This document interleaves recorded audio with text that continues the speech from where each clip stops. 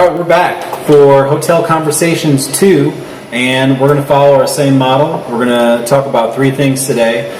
Three things we're going to talk about is safety.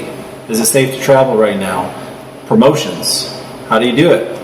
And stress. None of us have stress, of course, but we're going to talk about how to relieve stress. So here we go. All right. So we're going to start talking about safety. Is it safe to travel? This is a question that we get all the time. What's the current climate of your city? What is it like to be in a hotel right now? What should we expect?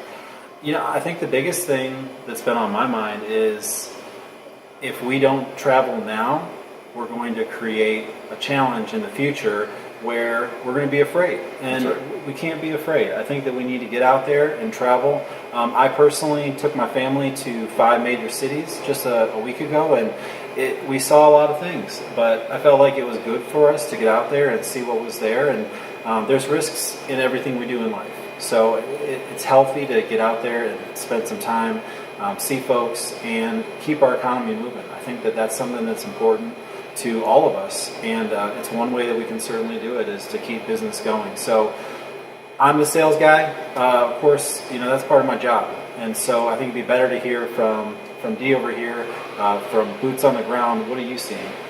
Every day we have guests calling asking about the hotel. How are we doing with cleanliness? What steps are we taking? What amenities are still offered? You know, this time governors are still having the states are closed or in the process of being open. So what steps are we taking? What amenities are offered? And those calls are happening every day right now. So I think that gives us an idea of what we're looking at. You know, you have to make the best judgment for yourself and what makes sense. We can't do it for you, but that's why we're doing this, is to say we're seeing travelers, we're seeing people having a good time. There's certainly risks out there and everywhere. I always say keep your head on a swivel. If something doesn't look right, tell somebody or step aside and go from there. So we got some exciting news. I'm sitting next to a promoted man. Mr. Devanir Brooks is now the general manager of the Home 2 Suites and the Hancock House. Woo! So, well, first of all, hold on. I've got something for you. He's a big smoothie guy. Hey-o! So we got Naked juice. gotta have the green machine. And we're gonna keep him here all day, so we might as well make sure he's got some juice to get him through it. These are my favorite. Congrats, man. So talk to us about how you get a promotion during a pandemic. Man, so crazy. So the journey actually started in January. I had the opportunity, once we found out that our previous GM was resigning, I had the opportunity to apply for it. I interviewed and had to go through a trial period. The trial period was only supposed to be X amount of days. In that X amount of days, we ran into the pandemic. Mm-hmm. So that short time frame became 3 to 6 months. During that time, several things have happened in both properties.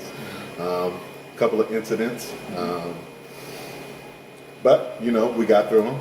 We got over that hurdle, and you know, happy to say that people saw the success that we've been having, and got the call last week. Now, didn't you get audited? That's right. What happened there? So in March, right before everything went haywire with the COVID, the pandemic, we had our QA auditor pop up on us. There we go. And you know, we weren't expecting it at the time, and you know, it was more pressure, more so because our regional was in town, right. And the owner, chairman, Mr. Schwartz, and David Duncan had just left that week because we were dealing with tempo, right. And there's a lot of pressure. So thankfully, we rallied the team, and we knocked it out the park with a 96. 96? Outstanding. Overachiever. Man. So that was a great first step. Good. A great achievement. Good. Congrats, man. So we can all talk about it. There's stress. There's a lot of stress in this environment. We all handle it differently. That's right. So let's just talk about what we do. So what do you do to handle stress? Man, I listen to smooth jazz. Oh, I love smooth jazz. No, really calm, mellow music. Yeah. That's what relieves stress when I'm driving to and from work. You know, that quiet time just to listen, kind of mellow out. You know, either that or, you know, we'll listen to some nice NPR. Okay. Right? All right. Get the news for the day, but yeah, just spending time quietly with myself. I like that. Yeah. What about you, man? Smoothie, jazz, you're good. That's right, man. All right, You got I'm to gonna do do that. that. So time with my kids is precious. You know, running around the yard, bike rides, just try to focus on them and almost see the world through their eyes for an hour changes how I view when I walk through these doors.